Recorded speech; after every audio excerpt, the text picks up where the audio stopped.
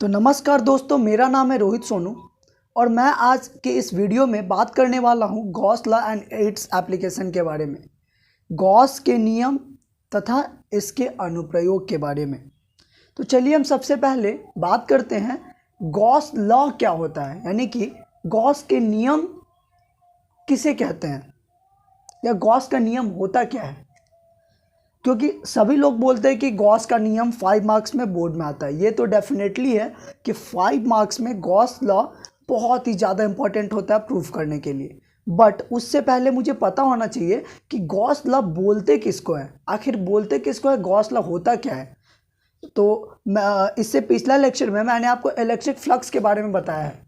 तो अगर आप ये लेक्चर देख रहे हैं, उससे पहले का लेक्चर इलेक्ट्रिक फ्लक्स का नहीं देखा है, विद्युत फ्लक्स का आप नहीं देखे हैं, तो सबसे पहले आप उस लेक्चर को जा करके देखेंगे, उसके बाद इस लेक्चर पे आएंगे। क्योंकि गॉस लॉ को समझने के लिए आपको इलेक्ट्रिक फ्लक्स को जानना ज़रूर है, तो आप उसको ज़रूर देख लेंगे। तो चलिए आइए इसके बारे में हम बात करते हैं। देखिए गॉस के नियम का अनुप्रयोग देखिए होता क्या है। इस नियमानुसार किसी बंद सतह से गुजरने वाला कुल विद्युत फ्लक्स उसके अंदर उपस्थित आवेश का 1/ε0 गुना होता है। क्या समझे? इस नियम के अनुसार किसी बंद सतह से गुजरने वाला कुल विद्युत फ्लक्स उसके अंदर उपस्थित आवेश का 1/ε0 गुना होता है। तो देखिए इसका फॉर्मूला क्या होता है। Phi is equal to close integration E vector dot D A vector is equal to close integration E D A cos theta बराबर क्यू इनक्लोज्ड बाई ε0। यहाँ पे सिर्फ चार्ज नहीं लिखा हुआ है, चार्ज इनक्लोज्ड बाय, यानी कि गॉसियन सरफेस के अंदर, गॉसियन क्लोज सरफेस के अंदर जितना भी चार्ज होगा सभी का सम बटे में 1/ε0। यहाँ पे डेफिनेशन में साफ साफ ये बता दिया गया है कि उस क्लोज सरफेस के अंदर, गॉसियन क्लोज सरफेस के अंदर जो विद्युत फ्लक्स है गुजरने वाला, उसके अंदर जो उपस्थित चार्ज है Q, उसका 1/ε0 फ्लक्स होता है। क्या बोला है? फ्लक्स, कुल फ्लक्स, उसके अंदर उपस्थित चार्ज और 1/ε0 गुना होता है। तो इतना आप समझ गए होंगे और उस तरीके से इस स्टेटमेंट से हम इस इक्वेशन को लिख सकते हैं। और एक्चुअल में गॉस लॉ यही होता है, आपको मैंने डिफाइन भी कर दिया। देखिए फ्लक्स जो होता है वो पहले क्या होता था, विद्युत फ्लक्स हम क्या बोलते थे? विद्युत फ्लक्स बोलते थे कि इलेक्ट्रिक फील्ड और परपेंडिकुलर कंपोनेंट जो अविलंबवत गुजरने वाली रेखा होती थी, ये विद्युत क्षेत्र पर जो पास होता था क्लोज सरफेस से, तो वहाँ पे हम क्या बोलते थे? फ्लक्स को डिफाइन करते थे, विद्युत फ्लक्स को, और उसका फॉर्मूला हो जाता था ई डॉट ए, और ए जो होता था एरिया वेक्टर होता था और परपेंडिकुलर कंपोनेंट होता था, यानी कि ई ए कॉस थीटा होता था। यहाँ पे हम क्या बात करते हैं? Phi is equal to close integration. ये इसका मतलब आप समझेंगे। देखिए ये क्लोज इंटीग्रेशन सभी लोग पढ़ लेते हैं, लेकिन यहाँ पे हम लोग क्या पढ़ेंगे? क्लोज इंटीग्रेशन, यानी कि phi is equal to close integration E dot D A is equal to होता है close integration E D A cos theta is equal to Q enclose by ε0। तो आप इतना समझ गए होंगे और हम नेक्स्ट वीडियो में इसका हम प्रूफ करने वाले हैं। नेक्स्ट वीडियो में इसका प्रूफ बताएंगे और इसका प्रूफ ही 5 मार्क्स में प्रमाणित करने के लिए गॉस के नियम को पूछा जाता है बिहार बोर्ड में खास तौर पे। और 2022 के लिए तो ये बहुत ही ज़्यादा इम्पोर्टेंट है, 2022 वालों के लिए ये बहुत ज़्यादा इम्पोर्टेंट है। तो ये वाला क्वेश्चन मैं आपको अगले वीडियो में प्रूफ करके बताऊंगा। अभी के लिए देखिए इसका एक और फैक्टर है कि close integration E dot D ए जो फ्लक्स में होता है, फ्लक्स में विद्युत क्षेत्र संपूर्ण विद्युत क्षेत्र होता है। यह कुछ सतह के अंदर स्थित आवेश के कारण और कुछ सतह के बाहर स्थित आवेश के कारण होता है। यदि गॉस सतह के अंदर कोई आवेश उपस्थित ना हो तो उस टाइम पे जो फ्लक्स होता है वो 0 हो जाता है। क्या बोला है गॉस लॉ?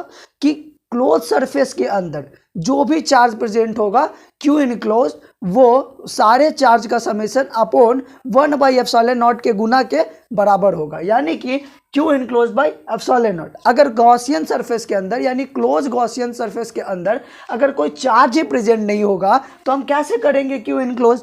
वहाँ पे तो शून्य हो जाएगा और शून्य अपॉन कोई भी फैक्टर 0 ही होता है। तो इससे आपको क्या समझ में आया कि गॉस के नियम का जो अनुप्रयोग होता है वो इस फैक्टर पर डिपेंड करता है। आपको हमने इस वीडियो में ये समझाया। चलिए हम 1-2 एग्जाम्पल लेकर के इसको करते हैं। ठीक है। और हम कुछ गॉस लॉ का कुछ क्वेश्चन भी करेंगे कि हालांकि ऑब्जेक्टिव में कुछ कुछ इंपॉर्टेंट क्वेश्चन पूछा जाता है, तो हम 2-3-4 एग्जांपल लेके करेंगे। इससे क्या होगा कि आपका ये वाला मैथमेटिकल इक्वेशन आपको यूज करने आ जाएगा। तो चलिए हम इसको स्टार्ट करते हैं। देखिए इस पर हम कुछ क्वेश्चन कर लेते हैं, इससे और ज़्यादा क्लैरिटी आएगा। तो देखिए हम कुछ क्वेश्चन करते हैं। सबसे पहला मैं क्वेश्चन करेंगे, ये देखिए हम कुछ एक क्लोज सरफेस ले लिए, इसके अंदर चार्ज Q1 को डाल दिए, चार्ज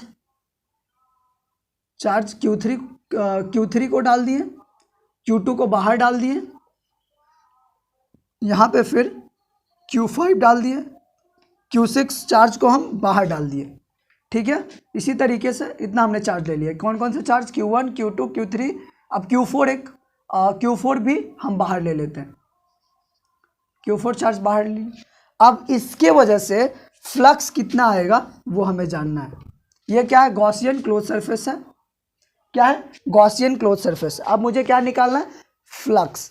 अब देखिए यहाँ पे गॉस लॉ को अप्लाई करके हम कैसे निकालते हैं। तो गॉस लॉ का स्टेटमेंट क्या होता था कि किसी भी बंद सरफेस यानी बंद सतह के अंदर जो भी चार्ज उपस्थित होता है वो और 1/ε0 के मल्टीपल के बराबर हो जाता है, यानी कि 1/ε0 गुना charge enclosed any close surface. तो देखिए फाई हमको निकालना है, तब क्या करेंगे? Q इनक्लोज्ड बाई ε0, यानी कि फॉर्मूला क्या होता है इसका? Q enclosed by ε0। अब चार्ज इनक्लोज का क्या मतलब होता है? चार्ज इनक्लोज का मतलब होता है कि जो भी इस बंद सरफेस के अंदर होगा बस उसी चार्ज को हमको लेना है। बाहर का चार्ज कुछ भी प्रेजेंट हो, कितना भी प्रेजेंट हो, हम उसको यहाँ पे ऐड नहीं करेंगे। तो देखिए हम क्या करते हैं, कौन कौन चार्ज अंदर में है बताएंगे आप लोग, वीडियो पॉज करके फाइंड कीजिए। पहला चार्ज Q1 अंदर में है, Q2 क्या है? बाहर है, तो हम इसको बाहर में नहीं लेंगे। Q5 अंदर में है, Q5 को लेंगे। Q3 अंदर में है, Q3 को लेंगे। Q4 बाहर में, इसको नहीं लेंगे, इसको भी नहीं लेंगे, इसको भी नहीं लेंगे। तो अब कौन कौन चार्ज को लेना है? Q1 को लेना है, Q1 plus Q3 plus Q5, समझ गया? अपॉन ε0, यानी कि इस क्वेश्चन का ये आंसर होगा। Phi is equal to Q1 plus Q3 plus Q5 by ε0। ये इसका आंसर हो गया। ये क्या हुआ? Charge enclose by 1/ε0। तो ये इस तरीके से हम इलेक्ट्रिक फ्लक्स जो होता है, फ्लक्स गॉस लॉ से हम इस टाइप के प्रॉब्लम्स को सॉल्व करते हैं। ठीक है, एक दो क्वेश्चन और लेते हैं। देखिए एक दो क्वेश्चन और लेते हैं हम, इस बार कुछ अलग क्वेश्चन लेंगे। तो अलग क्वेश्चन हम क्या डाल सकते हैं? मैंने आपको बताया था कि सेकंड पॉइंट अभी डेफिनेशन समझाया था। सेकंड पॉइंट में क्या था कि क्लोज सरफेस के अंदर अगर कोई चार्ज उपस्थित ना हो तो वहाँ पे क्या होता था? फ्लक्स जीरो होता था। अब इस बार हम क्या करेंगे? सारे चार्ज को हम बाहर कर देंगे। Q1 बाहर कर दिए, Q2 बाहर कर दिए, Q3 बाहर कर दिए, Q4 भी बाहर है, Q5 भी बाहर है एंड Q6 भी, सारा चार्ज बाहर है। तो अब हमको क्या करना है? इसके अंदर कोई चार्ज उपस्थित नहीं है, तो अब यहाँ पे फ्लक्स क्या होगा? शून्य। यह आपसे ऑब्जेक्टिव में पूछ सकता है। बिहार बोर्ड में इतना नंबर ऑफ क्वेश्चंस ऑब्जेक्टिव में आ गया है कि आपसे ऐसा ऐसा सवाल पूछा जा सकता है। तो आपको यहाँ पे ये अगर आता है तो आप जरूर वहाँ पे सॉल्व कर लेंगे। तो क्या होगा? Phi is equal to 0। अब उसी प्रकार से कुछ और क्वेश्चन को सॉल्व करते हैं। देखिए अब हम क्या करते हैं, आप तो डाइपोल के बारे में पढ़े होंगे, डाइपोल तो पढ़े होंगे। डाइपोल क्या होता है? दो चार्ज कम दूरी पे सेपरेटेड होता है और उसका जो प्रवृत्ति होता है चार्ज का, दोनों चार्ज, एक चार्ज पॉजिटिव होता है और एक चार्ज निगेटिव होता है और दोनों का मैग्नीट्यूड क्या होता है? सेम होता है। ठीक है, और डिस्टेंस क्या होता है? बहुत कम डिस्टेंस पे वो सेपरेटेड होता है। तो मान लीजिए ये डाइपोल है आपका -Q टू +Q। ठीक है, -Q टू +Q 12। अब इसको हम क्या कर रहे हैं? क्लोज सरफेस में प्लेस्ड कर रहे हैं। क्या कर दिए? क्लोज सरफेस में प्लेस्ड कर दिए। और ये सरफेस कैसा है? गॉसियन सरफेस है। क्या है? गॉसियन सरफेस है ना, गॉसियन सरफेस है। तब यहाँ पे फ्लक्स क्या होगा? ऐसा भी तो क्वेश्चन आ सकता है ना। तब यहाँ पे फ्लक्स कैसा होगा, डाइपोल को कहाँ डाल दिए, डाइपोल को कहाँ डाल दिए, गॉसियन सरफेस के अंदर, है ना। तो हम यहाँ पे डाल दिए। अब यहाँ पे पूछा जा सकता है तो फॉर्मूला क्या होता था, मतलब स्टेटमेंट क्या होता था ये गॉसलर का, उसका स्टेटमेंट ये होता था कि बंद सतह के अंदर जो भी चार्ज होगा उसका वो टोटल चार्ज का सम गुना 1/ε0 हो जाता था। तो हम क्या करेंगे, कैसे निकालेंगे, phi is equal to Q enclose by ε0। तो अंदर में कौन कौन चार्ज है, माइनस क्यू, और एक कौन चार्ज है, प्लस क्यू, है ना। कौन कौन चार्ज है बताइए, माइनस क्यू और प्लस क्यू, और अब नीचे में क्या हो जाएगा, ε0।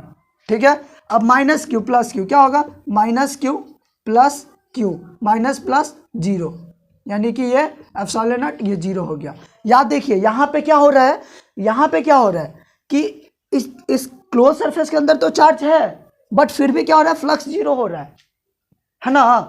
क्या हो रहा है, देखिए गॉसियन सरफेस है, इसके अंदर चार्ज प्लेस्ड है, बट फिर भी क्या हो रहा है, फ्लक्स 0 आ रहा है। तो यहाँ पे ऐसे केसेस हो सकते हैं क्योंकि यहाँ पे चार्ज क्या है, निगेटिव चार्ज भी डाले हुए हैं। अब दोनों चार्ज पॉजिटिव निगेटिव चार्ज 0 हो गया, है ना। इसी प्रकार से हम और भी चार्जों का क्वेश्चन कर सकते हैं। तो हम एक एन टर्म्स का एन चार्ज को हम यहाँ पे डाल देते हैं और आप उसके अकॉर्डिंग आप वैल्यू फाइंड करते रहिएगा। ठीक है, तो हम अब इसको मिटाते हैं। आप लोग इसका स्क्रीनशॉट ले लीजिएगा और इस क्वेश्चन को अपना लैंग्वेज में लिख दीजिएगा कि किसी गॉसियन सरफेस के अंदर जब हम डाइपोल को डालते हैं तो उस पर जो फ्लक्स होता है वो क्या होता है, 0 होता है।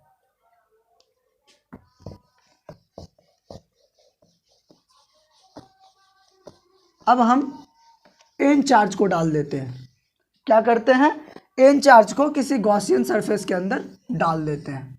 देखिए Q1 Q2 Q3 Q4 Q5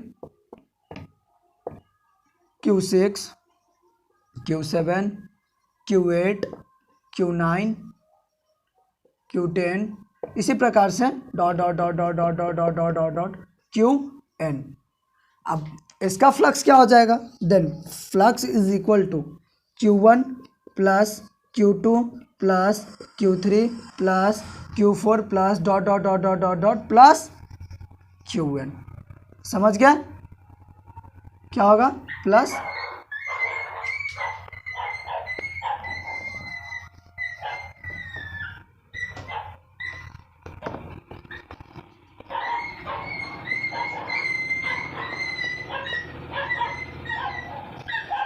by ε0। ये इसका आंसर हो जाएगा। समझ गए। तो अब हमें लगता है कि आपको बोर्ड लेवल का क्वेश्चन इस गॉस लॉ के एप्लीकेशन पे सॉल्व करने आ गया होगा। अब हम नेक्स्ट वीडियो में लाएंगे इलेक्ट्रोस्टैटिक्स का ही इम्पॉर्टेंट डेरिवेशन और साथ में उसका क्वेश्चन। तो बने रहिए मेरे चैनल के साथ। आज के लिए इतना ही, और जो नेक्स्ट वीडियो इसके जस्ट नेक्स्ट वीडियो में आएगा उसमें हम गॉस लॉ का डेरिवेशन करेंगे। So thanks for watching my video.